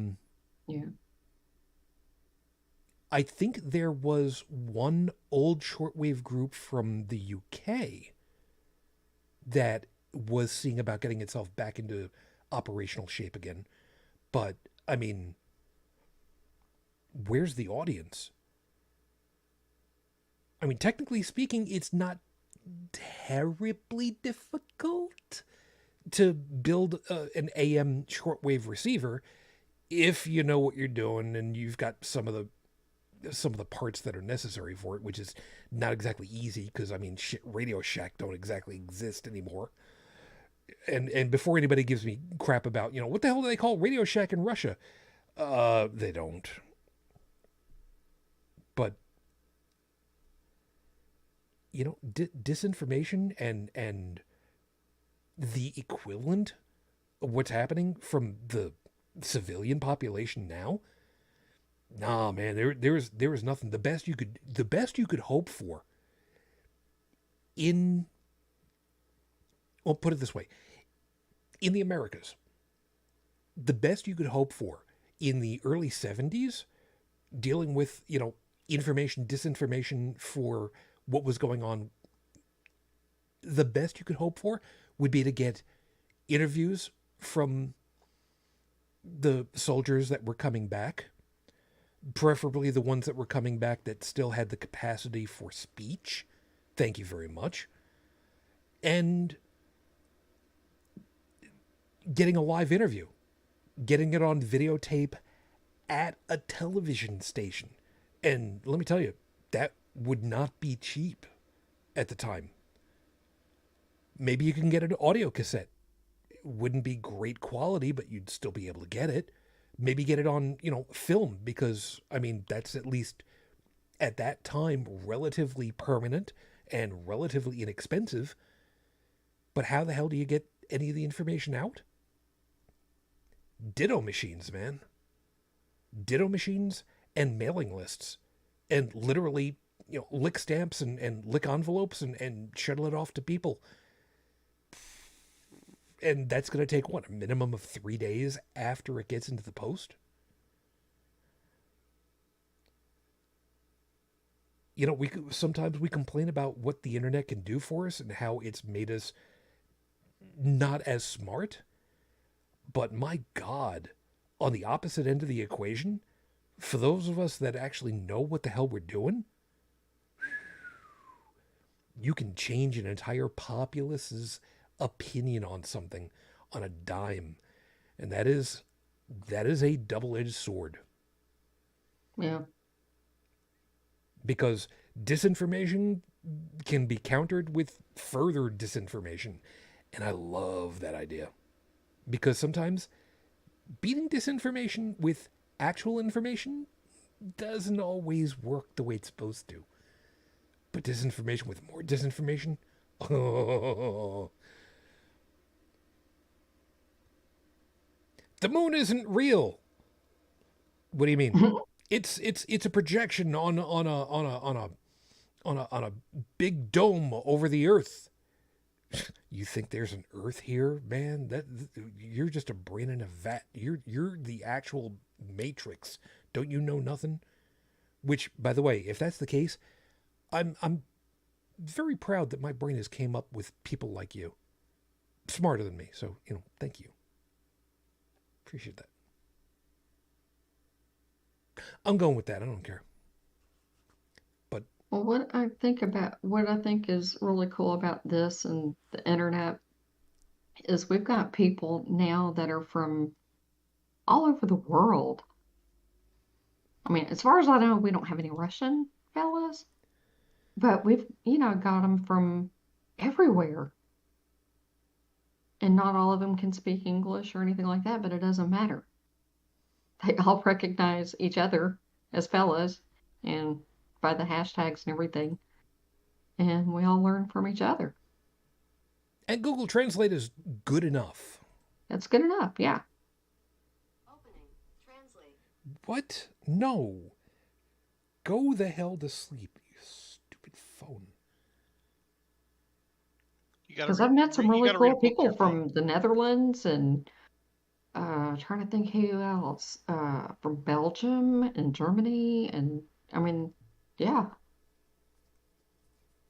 That is actually really Some good. UK fellas, some Irish fellas, and even a couple of Japanese fellas. Can you even understand through the accent with those Irish fellas? Well, they're typing in English, so it's no big deal. Yeah. Well, it's Irish. It's not like it's the guys from the Moors or anything. And Stephanie had pointed out, and rightly so, and I'm very glad for this one, the British worked out long ago that treating prisoners well means more are willing to surrender, which is a good piece. The Ukrainians have the advantage that the Russians treat their own soldiers so badly. Wow, ain't that the case? It is. How many lines of motorized, mechanized infantry all of a sudden, no more gas, man. Just out in the road. Just can't park here. Did you happen to see any of the pictures of the prisoner swap that took place yesterday? I didn't even know that happened. So the answer is no. Yeah, they ended up swapping. I think they gave Ukraine, it was either 250 or 255 people back in exchange for like Putin's godfather and some more of their people. But there was a marked difference in what the Ukrainians looked like after they'd been turned over versus the Russians that had been sent back. The Russians, you could tell, had been taken care of and they had gained weight while they were, Sitting and waiting. held as prisoners. They were, fed well and cared for well. And the people that came back from Russia were very gaunt, malnourished. One of them had his arm broken a long time ago and didn't get treatment, and didn't look like the same person that had gone over there. Okay, sideways before I move past and I completely forget about it. If somebody has had a bone broken and it's not properly tended to and it starts like fixing itself, is the only way of getting it done correctly to re-break it and resetting it correctly? I think this guy's going to have to end up having surgery on it because they said that he lost 4 centimeters of bone somehow. Yeah. Oh, shit. Yeah, his arm's really screwed up. Okay. And since I didn't see this one, was this a matter of literally a one goes, another one goes, and they like pass each other or something? I mean, I think honestly and that truly don't know how I any of this think shit that works. Turkey is the one who facilitated this, and I know that some of the guys are still being held in Turkey until the end of hostilities, just for their own protection so they don't get killed. Something to be said for that. But yeah, this swap took place yesterday. I'm asking because I'm kind of wondering if the Russian troops got to see what the treatment was like by their government to these people. I'm wondering if they actually saw what ended up happening to their counterparts. Because I don't know. I mean, I know that some of the people who are actually doing the torturing and all that stuff, they know what they're doing. oh, of course. But I'm thinking more along the lines of if the knowledge. I think that the Russians who are being conscripted and have no choice, I think they know. I wouldn't be surprised. The reason why I'm asking this is because tech, what's the IT line? All is known. Sooner or later, the secrecy will break down, and it's just a matter of time as far as to when that information gets out. We know that. Then we will know where they hid all their porn. And worse. And worse. Hmm? Ooh, new socks. Just see, this is why I wanted to do this topic this way. The things that are happening right now, they're hard to take in. And believe it or not, we didn't even touch on what's been happening over in the Middle East with Iran and the protests that are happening and the hijab burning and the people Oh, that is amazing. kicking the shit out of the police because they're being dicks The police are killing people. So and destroying pictures of Ayatollah Khomeini. And Anonymous, it's so bad that Anonymous has actually gotten him. They shut down their tax collection website Yeah, like all those services offline. Yeah. Some of the Russians who are protesting, it's like you need to look at what the Iranians are doing, and that's how you protest. Yeah. Um, for anybody that doesn't already know about it, and I know most of us would already. Anonymous is just like with the fellas. It's a loose knit, unofficial group where they have a common goal. And Anonymous, typically their goal is don't fuck with people. I mean, if you really want to bring it down to anything, that's what it basically comes down to. They're a bunch of people who are very well skilled at a lot of different things, especially in Not IT. always. A lot of folks, not all of them. So Some of them are just Anonymous. shitposters.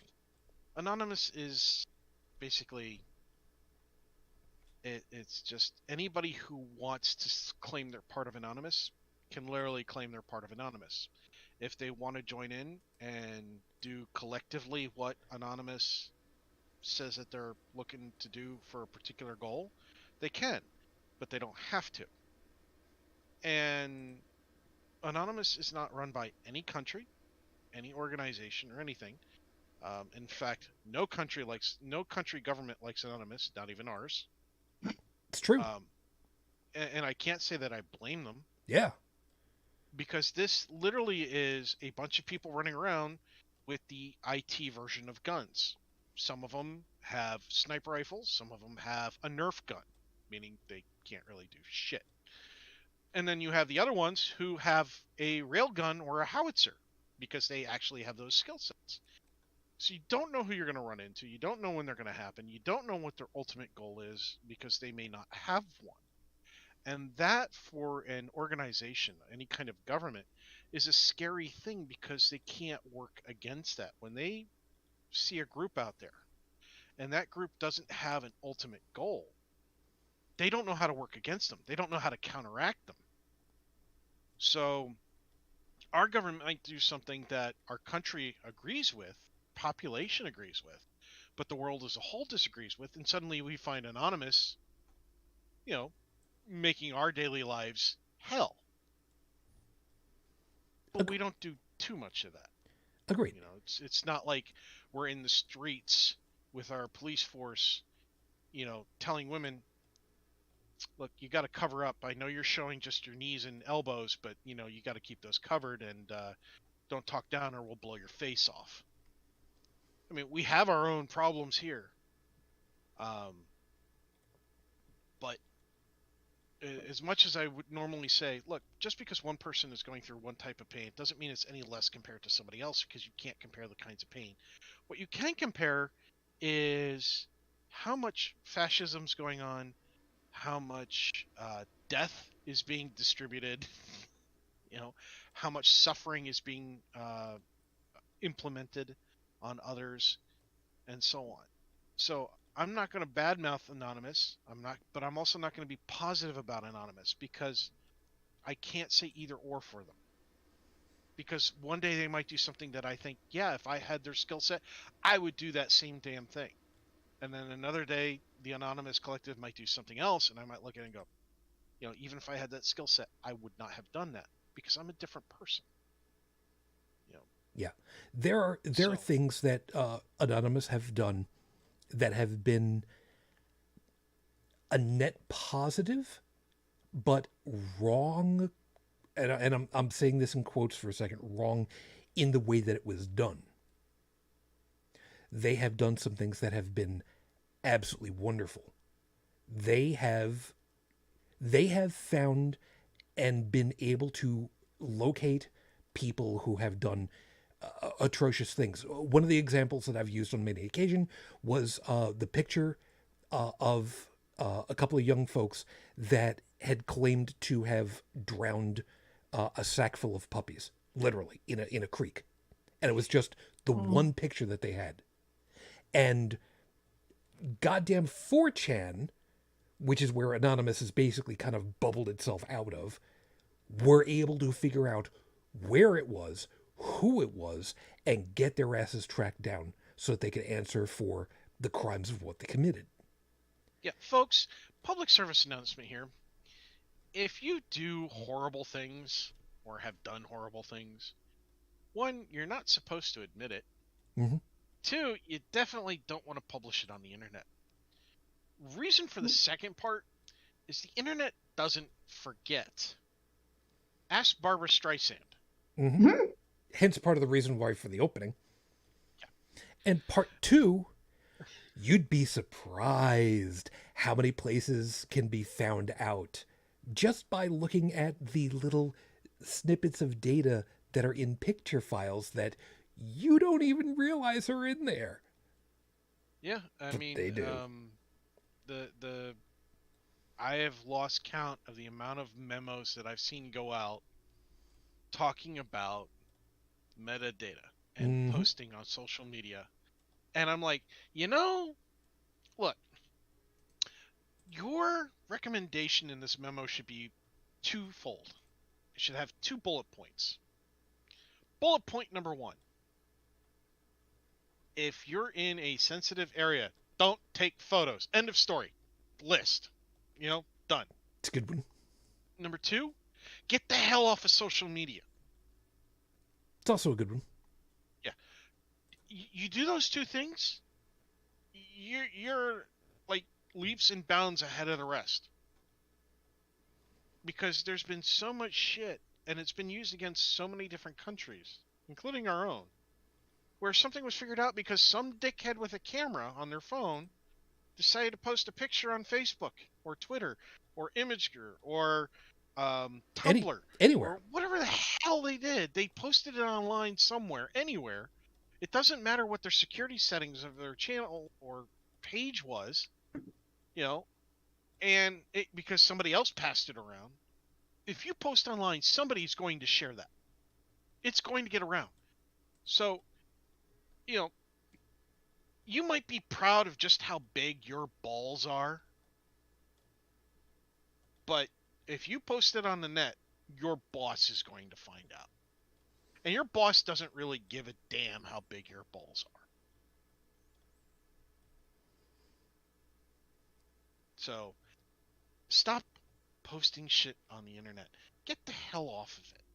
Seriously. Use it as a tool. Don't be a tool. I was wondering if that's what you were going to end with right there. I was hoping it was coming. Good. Thank you. I appreciate that. God, yeah. It's the lesson I imparted upon my son. Yeah. In fact, I found out the kids at his school use one of the image services, I forget which one it is, as a means of communicating daily activities. They tend to do more of the whole a picture tells 1,000 words. They use a lot more of the emojis and icons and such for sentence structure. And what's interesting is I got a chance to talk to a bunch of his schoolmates at a football game, and it was interesting because they were holding down better and more intellectual conversations than the adults around us were doing. Despite what people think about this upcoming generation spending too much time in their phones and everything, while they had it out, they were having conversations. They were talking about the things that they were seeing with each other, verbally, and engaging, and multitasking on a level that I hadn't seen for quite some time. And I was amazed at the complexity to which they were utilizing just a few simple little emoticon and so on to convey whole sentence structures. They're smart people. This shit on the news and this shit with the politicians saying how dumb the millennials and all that other shit are, they're stupid. Those people are stupid. Here's an example. No cap. What do you think it means? No cap. The first thing I would think of would be bedding. No ceiling. Bridget Fitch? No cap. I don't know. I would think no caps lock. Yeah, if somebody was typing in all caps, I'd probably use that too. No, they actually took it from the reference of having caps and coverings on your teeth, Oh, and no okay. cap means not a fake, and it can be Ah, used to reference a statement. It can be used to reference how a person behaves towards others. It's extremely versatile. Okay. See, Who this would have is thought that's extremely creative? That's much more creative than my generation and the generation before me going cowabunga, dude. and I'm going to make sure that I put into the show notes a reference to the Star Trek Next Generation episode Darmok, because From Tanagra. yeah, because Or at Tanagra. Yeah. that absolutely completely encapsulates the situation that we're in. Holy balls, we're actually almost out of time. Crap, I didn't even. Damn, we ended up talking so much about so many different things. I wasn't even paying attention to the timer. Well, balls. That's very close to what we're going to finish off with. I'll Oh, get you, and by the way, yeah, I do want to stipulate one more thing. When I was talking about the exchange of pictures in the social media picture, I don't know if it was Tumblr or whatever. I should have memorized it. probably They Instagram these weren't days. they weren't they weren't using pictures of that they were taking with their cameras to tell the story. They were using pictures that they just randomly found on the internet to tell the stories that they wanted to communicate.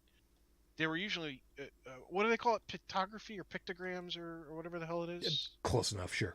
Yeah, so they were using images that they found on the internet to tell these stories, not actually typing out long sentences and shit. And they were communicating much faster because of it.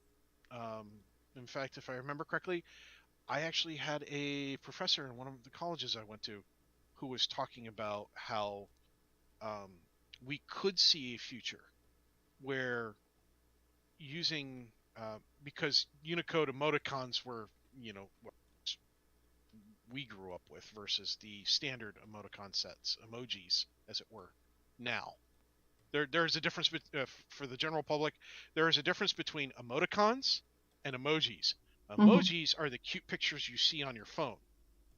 Emoticons was when you had to draw a semicolon, a dash, and a parenthesis to actually make a winking smiley face, Oh, Yep. sideways. sure, yeah. You want to do it sideways, or you could do it the Japanese style, which is parentheses Using caret underscore caret parentheses, which is what I'd use.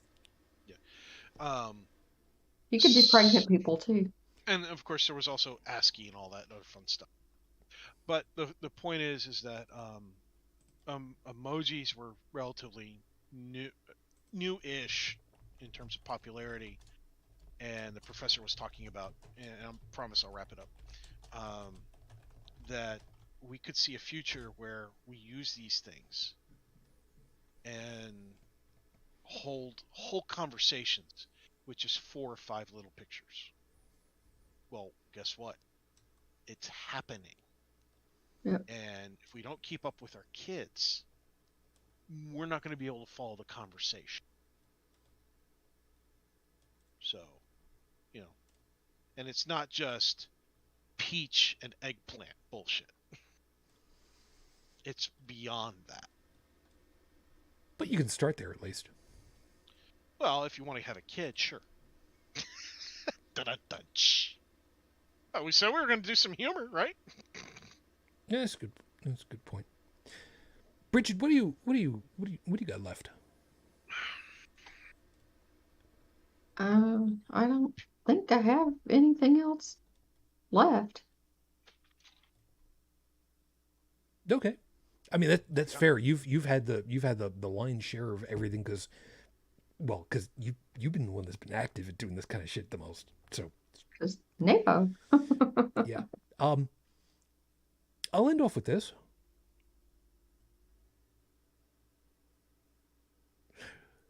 There is an expression that goes, dying is easy, humor is hard. Comedy is difficult. Dying is easy. And it's true. It's true. It's easy to try to be funny. It's easy to try, but to succeed, that takes work. And sometimes the black humor that we've got to try and cope with what's going on around us is all that we've got. I know full well. For me, with my little one, you know, he had made the joke one time that there was a superhero camp, you know, when he was younger, that was going to be happening that he heard about, and his joke about it was, well, it's a 2-week camp, maybe. Well, I mean, I've still got one parent. Maybe I can go for just 1 week, because the whole Batman thing. Comedy is hard, you know, knowing where that line is. But sometimes we need to use it just to keep our own damned sanity. Out of context, yeah, it's probably going to be seen as a little bit hurtful at times. But just remember something. Sometimes it's what we need to do in order to make it through.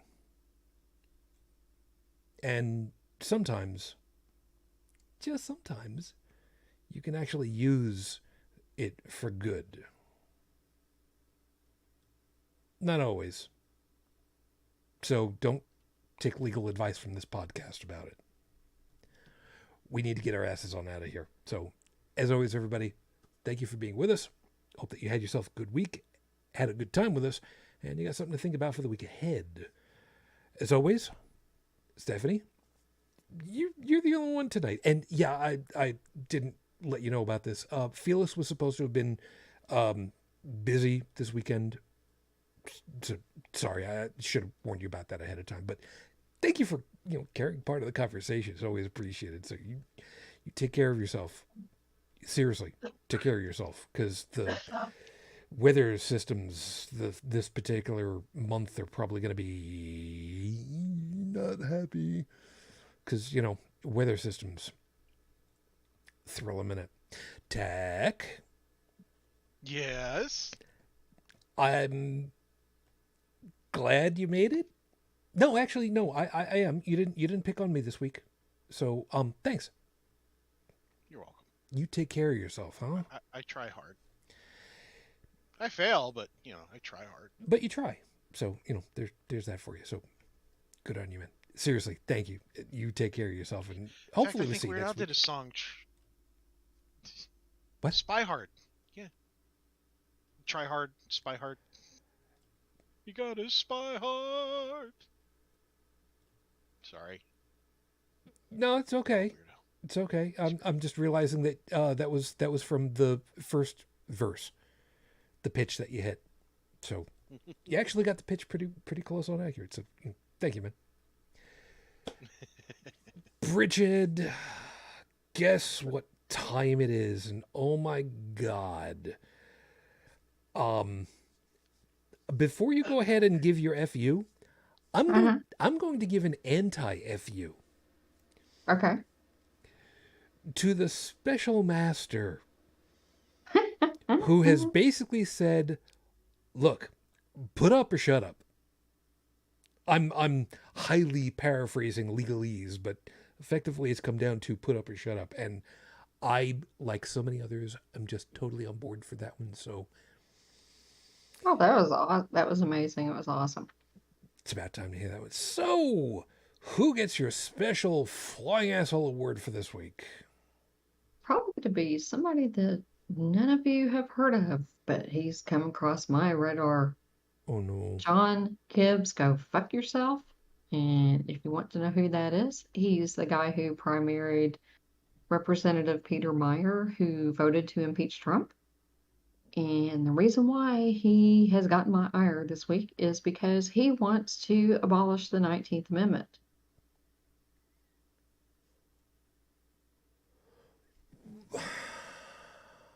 because patriarchy, because women belong in the home and they should not be in charge of voting Hold it. or anything else. Very quickly, the 19th is about what?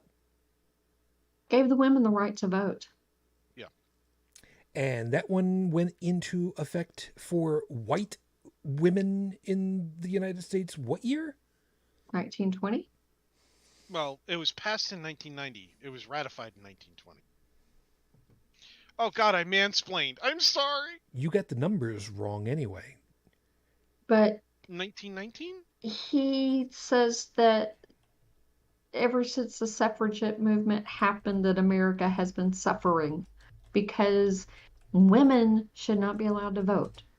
Women should be subservient to men because of the patriarchy. Blah, blah, blah. So he can just go fuck right off with that. That's fair. That's and fair. keep fucking off.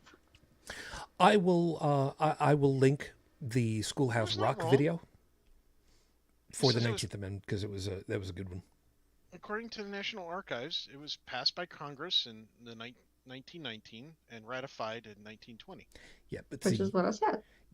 yeah, but Tech, you had said 1990, and No, then it's- and then I'm gonna- 1920, Oh, I misspoke. Yes, I you had did. dyslexia of the mouth. and it's perfectly understandable, especially considering that we've been talking up until locally. Oh, Really late.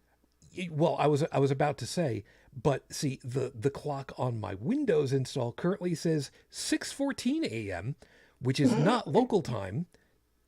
That's UTC. You know, Windows, you may. All right, you know Remember what? when they came out with blinds for Windows? I remember when they came out with Microsoft Bob for Windows 95. Don't fuck with me tonight. I've got too much shit that I have to go through in our chat before I get done for tonight. So, yay, we need to get on over. So, you have yourself a good week, hun, and seriously, glad you're able to make it and stay awake long enough for this. Yeah, me too. So, everybody, thank you very much for being with us. If you would like to join us next week, feel free. You know, we're always It here. still exists. It does. It Oh, does. All of our contact information is over at holycrapthevlogcast.com. If you'd like the audio version of the show, you can download it from there. If you'd like to leave a voicemail message, I would love to get a voicemail message every once in a while. Phone number is 859-HCTV-554. Country code 1, because of course America's got to have the number 1 country code. I don't know. Well, no, it's not because we're number one. It's because It's North it was America. invented here. It's because it's North America. Because it would also be 1 to Canada, so it's North America. 859-4288554. I am not doing the double number thing that you guys do over there in the UK, because fuck that shit. It drives me up a wall. Whenever I try to do it, it always screws me up, and I've tried to follow my own self as I'm saying it, and I can't even. So, you know, no. I don't know how the hell you people are able to do that. It drives me up a goddamn wall. It's funny as all hell for me, but it still drives me up a wall. Anyway, you all have yourselves a good, safe week. Please stay safe, stay healthy. Remember, there are variants of COVID still out there. Please, if you are able to get, I need to schedule a new booster for whatever the most recent strain booster is available for. So I gotta see about that for myself. But please stay safe. Please stay healthy. And we will see you again this time next week. So until that next time, as always, I wish you the peace I no longer have. I wish you the strength that I've learned. I wish you well, my lady, too damn many years later, but I am still in love. Matane Fujin, I love you. I miss you. Dream of me. And until the next time we're together, as always, good night.